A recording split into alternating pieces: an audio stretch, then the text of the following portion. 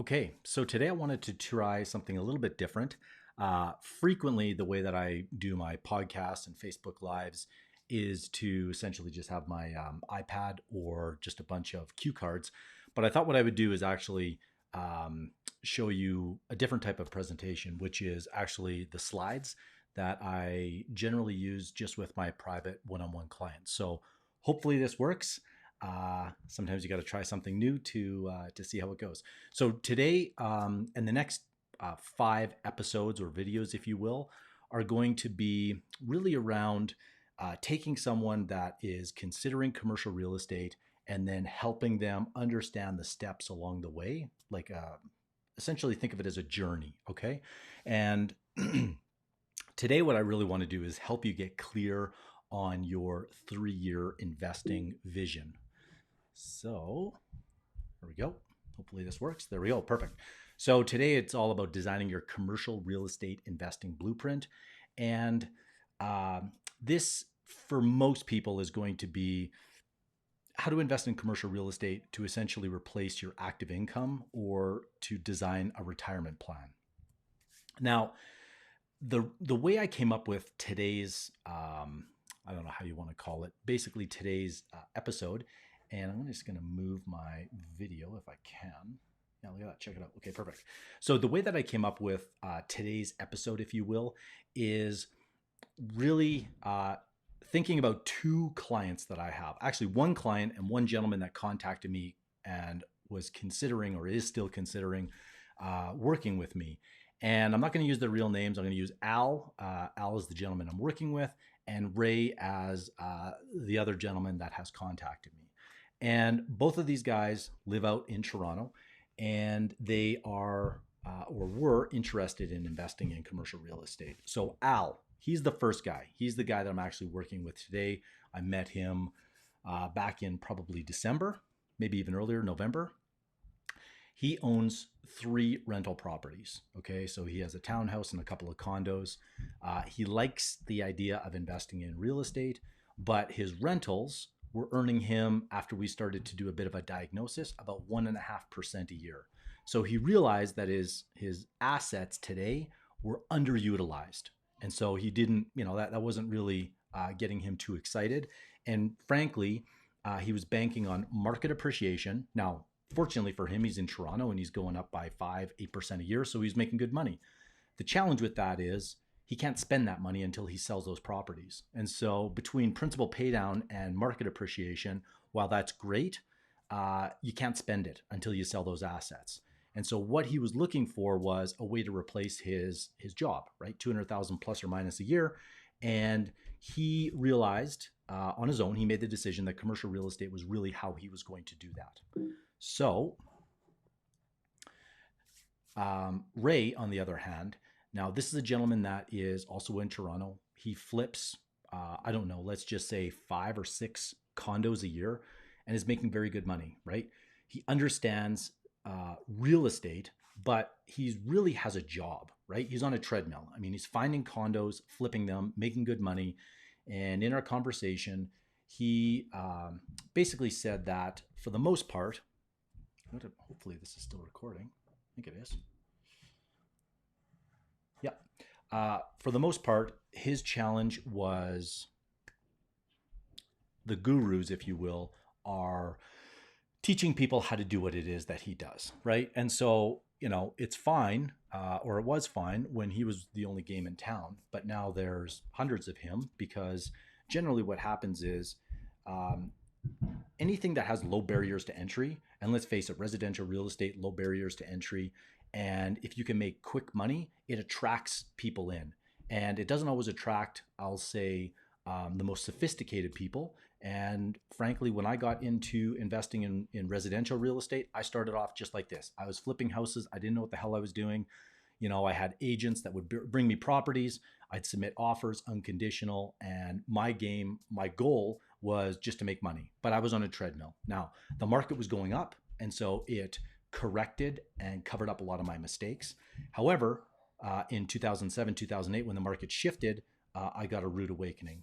And I think, what this gentleman, Ray, is looking at is saying, you know what, I don't know how long this game is going to go on for. And it's harder and harder to find deals because people are overpaying for what the properties are really worth. So he likes the idea of commercial real estate. The challenge for Ray is he's used to making big money fast. And so when he says, oh, I want to switch from residential to commercial, and I start talking about, because if anything, I'm trying to push people away that it's not the right thing for. And the reason for that is I don't want them to get into a commercial deal realizing it's a long-term game. And we're going to get into that here in a second. So this really starts with proper expectations. So for Al, earning 15% on his money, he saw that as, if he was able to invest in a commercial property paying him between 5 and 8%, that was incredible because he's used to getting 1.5 on his rental properties. Now, when I showed him that, look, your mortgage is going to go down by another 5 to 6%. So your IRR, or your return on your investment, say over a 5 or 10-year holding period, is probably going to be 12% plus. So now Al is owning a hard asset with predictable cash flow, and that is very appealing to him. So with Al, we designed a 3-year plan where he'll have 2 to 3 properties, and owning just those 3 properties over a 10-year period will put him in a position to replace his $200,000 income. Now you can see 3 years, that's not a long time, or maybe that does sound like a long time, but 10 years is certainly a much longer period. So this is why, when I'm talking to Ray, and he's used to earning, say, 50 or 100% on his money, so he puts in 100 and he gets back 100,000 in, say, 6 months. When I talk about 10 and 12% returns, it's not very sexy. It's not exciting. He's used to, the big wins. And so he was asking more about, developments and shorter term wins. And I could tell very quickly, unfortunately, if you don't have experience in commercial real estate, jumping straight to development is like going from flag football to the NFL. Like you'll just get killed. And I say that because I've made a lot of these mistakes. Will there be people out there that are outliers that can go from, residential to commercial developments? Always, there's always going to be outliers. I just don't want to set people up for what I've seen. And that is out of, my 10, 12 years of doing this, when I used to sell a lot of commercial real estate, I can tell you that when syndicators would get into residential commercial developments that had no prior experience, most of the time the banks are calling us and saying, do you have a buyer or do you want to buy this? And the reason for that is it takes longer, it costs a lot more, and if you don't have that holding power, you can get squeezed out very quickly. So enough about that. This is really about, so if you can't see the video, it would probably be beneficial to go over to my YouTube and actually watch this, but I'll just try to explain it as best I can. So the mindset between Al and Ray is one of speculating or gambling versus investing. So on the speculating and gambling, it's really about short-term make money fast, right? You're chasing, you're opportunistic, you're looking for higher leverage, and a lot of times, and I can tell this when I'm having these conversations, when I ask them about the worst case scenario or the downside, they generally underestimate how bad it can be. And I just don't want people to come in and think that like having this blue sky and then realizing when they get into a deal 6 months down the road. I mean, you look at what's going on today with the coronavirus. Now, obviously, no one would have ever thought or could have predicted that. But if you're highly leveraged, if you are counting on the stars to align, then you're really using a hope strategy versus what I'll talk about here in a second. The other things that I would say on the speculating and gambling is not understanding fully what they're getting into. They invest without proper education, proper mentors. They think because they're smart, they'll figure it out. The challenge is, yes, you will figure it out, but in real estate, because it's big money, time can kind of squeeze you out of a deal. And so you generally don't want to learn as you go or on the fly if you can avoid it.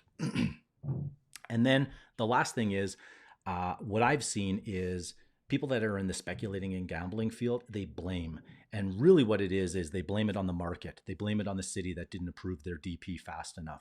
But in reality, if you have the proper expectations, if you have done this for 10 years, or you have someone that has kind of walked you through, then you know that, yeah, guess what? In a commercial projects, sometimes it does take longer. Sometimes it does require, you're going to have cost overruns.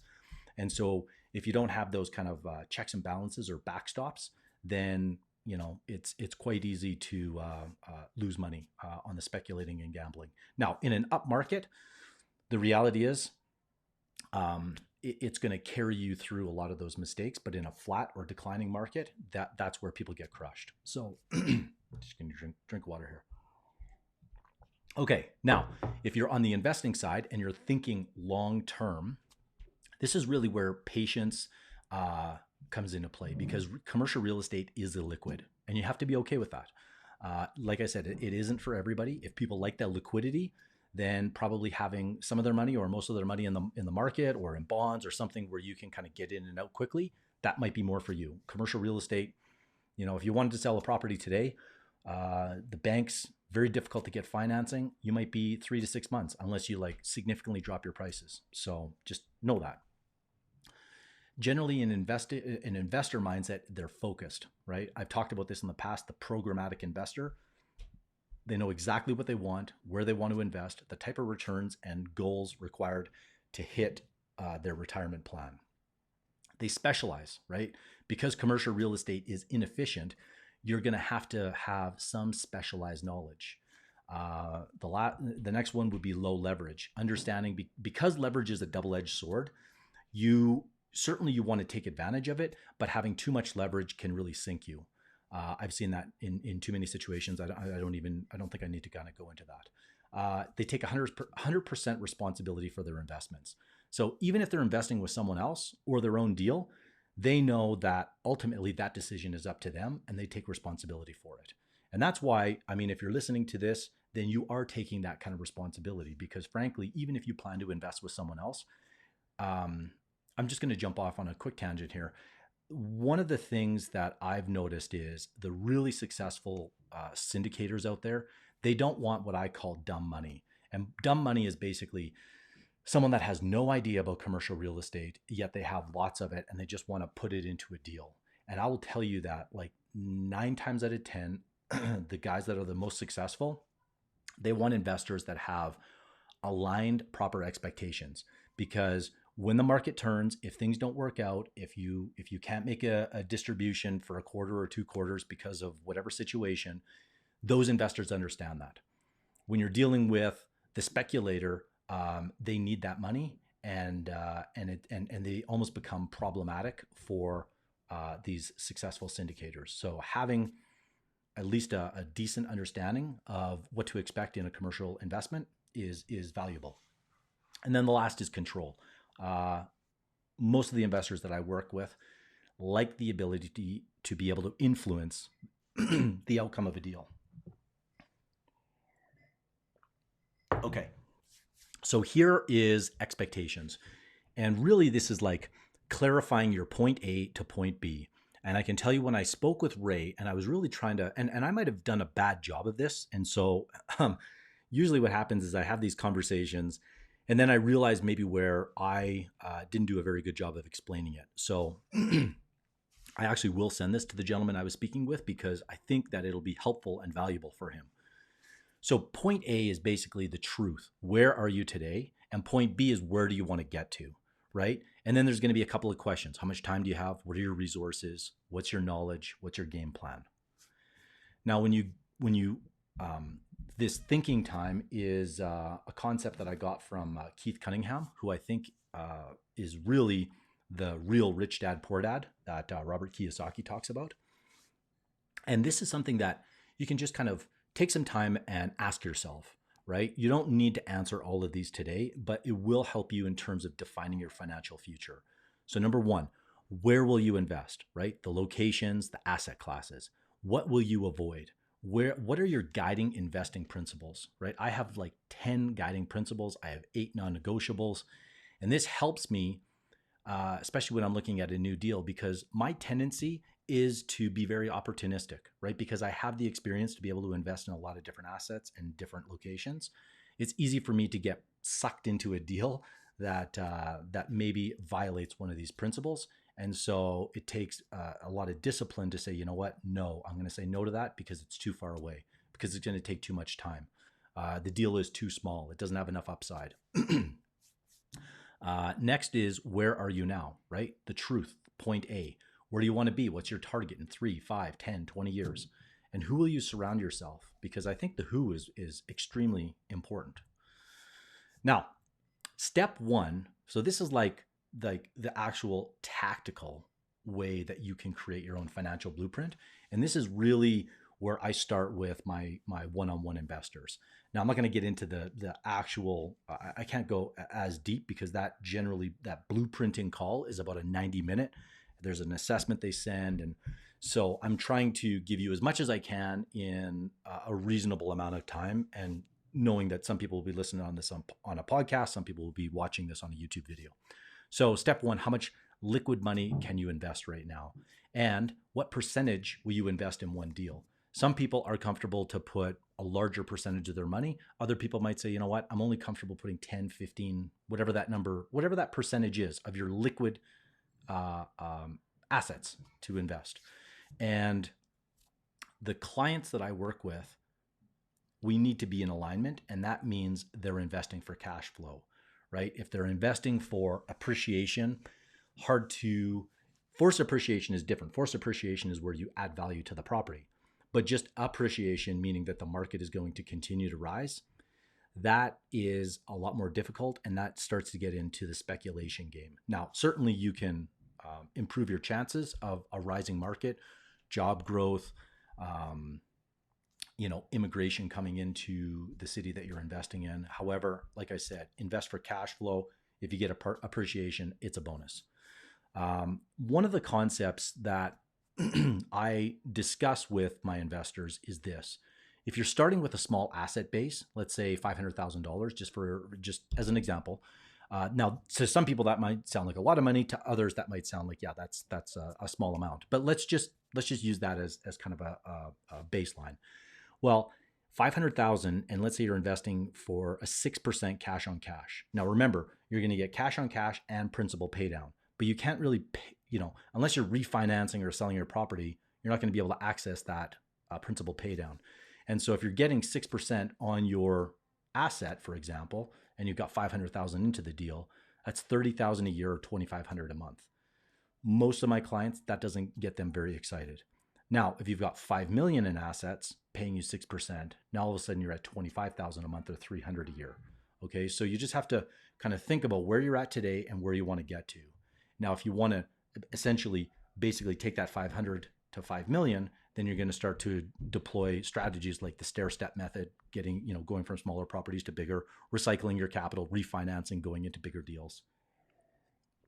But we're not going to talk about that today. Just maybe we'll get into that in future videos. So the point A is the truth. Okay. So the truth is really like, what's your personal net worth, assets minus liabilities. And the first exercise is list all your assets, short-term, long-term, and your liabilities. Come up with your personal net worth. You can do this on a piece of paper. There's lots of online tools that you can do this. The next is to calculate your run rate or your burn rate. This is essentially how much income you have. Basically, what are your expenses on a monthly basis, right? And so your run rate is really going to help you determine what your what I call your security, or what you need to just get by. But if you've got that covered, now you can essentially be financially independent, right? Now, personally, I guess I'm going to preface this by saying, like, these are just my opinions. You don't have to agree with these opinions. This is just from the many books I've read, studying from some very successful people, and figuring out what works for me, and some people it works for, and other people it doesn't, and other people it doesn't. So you don't have to agree with this. I'm just sharing with you some of my own philosophies. Okay. Now, back to the truth, if you will, and that is, I'm not a big proponent of cutting your lifestyle to reach financial freedom faster. However, what I've noticed is when people send me their financial statements and their expenses, sometimes you can see that they're basically break even, and they're spending a lot of money on areas that they could likely either cut back or cut out, at least in the near term, to be able to take that money and reinvest it into assets. So just keep that in mind. It's not, like I said, something that I am focused on. However, I do know some people that, like the Dave Ramseys and whatnot, where they will really focus on scaling back and cutting as much of your monthly expenses as possible. David Bach is another one. And so the principles are sound. I just think that, look, you likely have worked very hard to make good money and you want to enjoy a good lifestyle. I don't think you have to be, I just think that you just want to have a delta between what you're earning and what you're spending to be able to invest the difference. Okay, point B is the target. So how much passive income do you want, say, in 3 years? I like 3 years because it's a number that people can kind of conceptualize. As soon as I start talking about 10 years, I just noticed that it is a harder time frame because a lot can happen in 10 years. So even if all we focus on is what is going to happen in the next 3 years, then break that down into what are you going to do in the first year, right? The first year might be, I just want to get my first commercial property, right? I want to learn the game. I want to understand it. I want to get in the game. I want to be taken seriously. I've got my first asset. Now I know what to expect. No two deals are the same, but I can tell you when you do your first deal, the second one is going to be exponentially easier.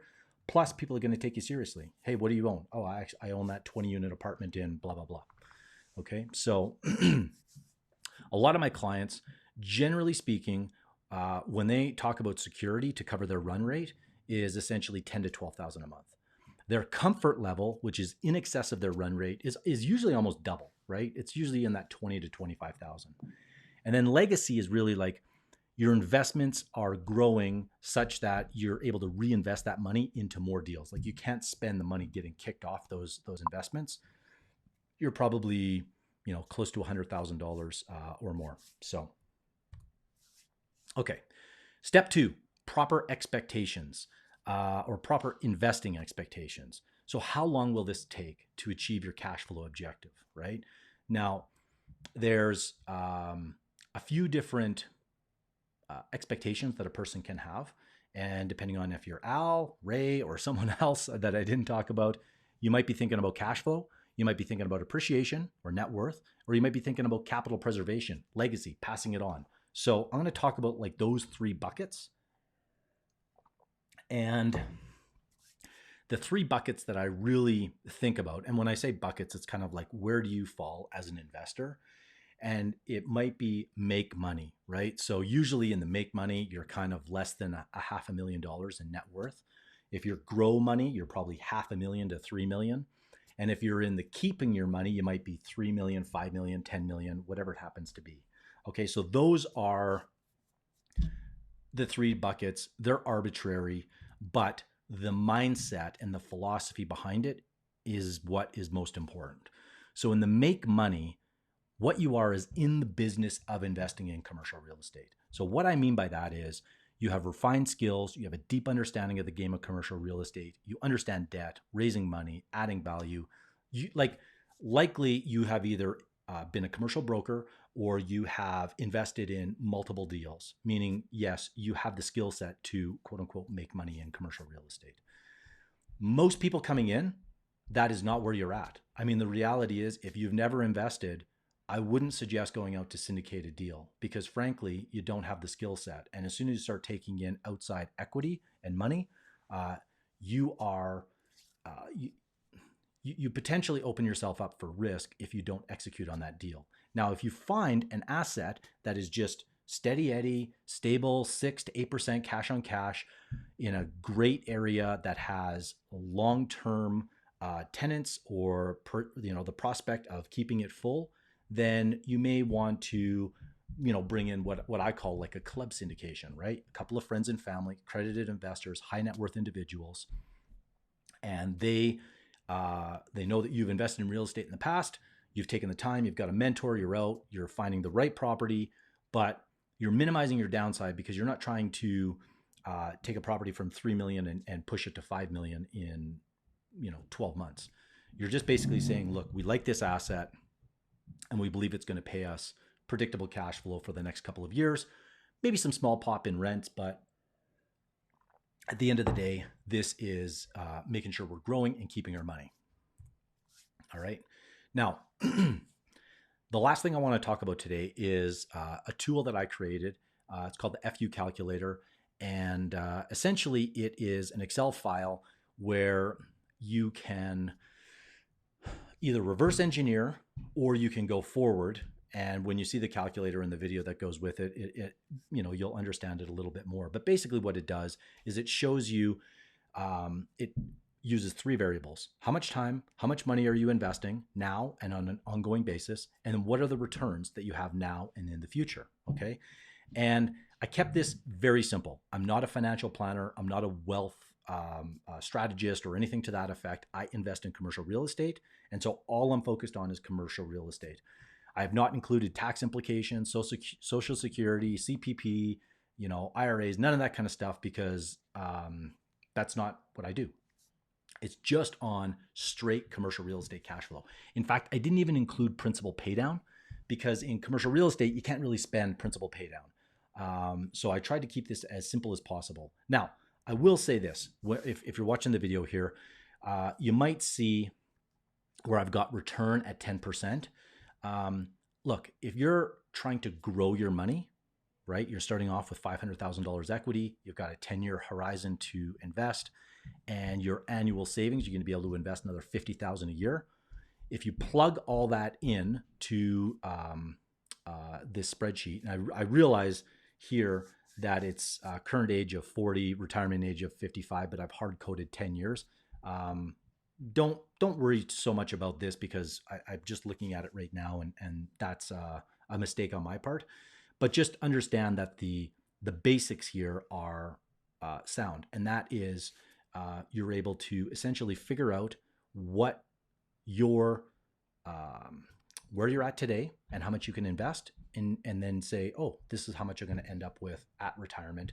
And then generally what happens is in retirement, you're going to take less risk, which is why I usually have a delta between how much you're going to earn in the growth phase versus how much you're going to get in the keep phase. Okay.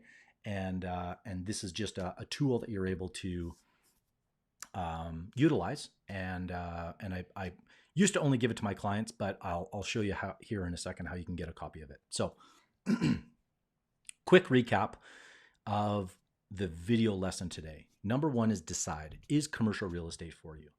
If you're not sure, then next week I'm going to break down a deal for you so that you can determine a little bit better, right? Hopefully I tried to paint the pictures of the different mindsets.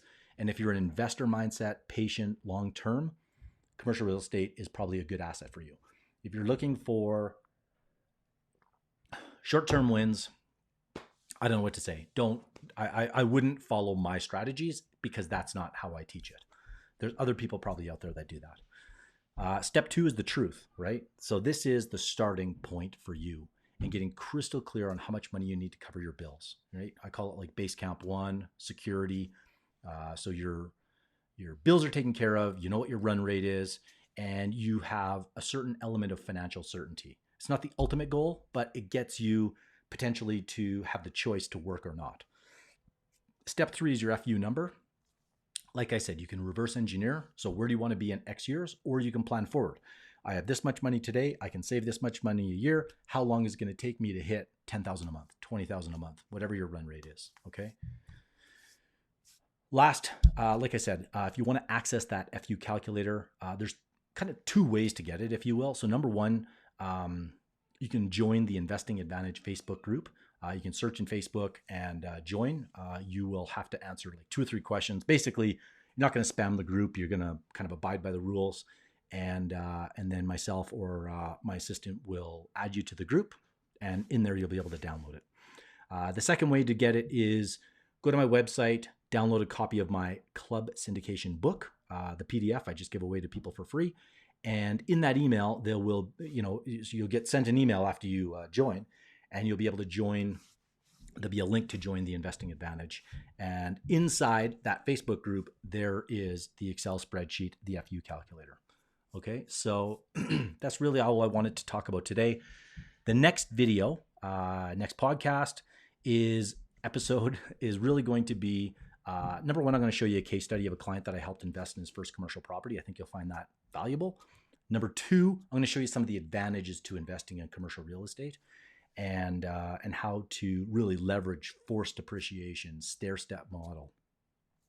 And last, if you got value out of this video and you enjoyed, maybe you're listening to this on the podcast, let me know what your biggest takeaway from this video or podcast is. If you want to head over to iTunes or you want to post below and just let me know what the biggest takeaway was, I really appreciate that. I know that now that I think about it, I was, you know what, I'll do it at the very beginning of this episode when I recorded on the podcast, because there was a couple of people that have given me some positive reviews, and I want to acknowledge them because I really appreciate that. I know John was one of those gentlemen, because he sent me an email just to let me know that he had done that. So I just want to say thank you, John. And that's it. Have a great week. Stay safe, stay healthy, and we'll see you on the next video soon. Bye for now.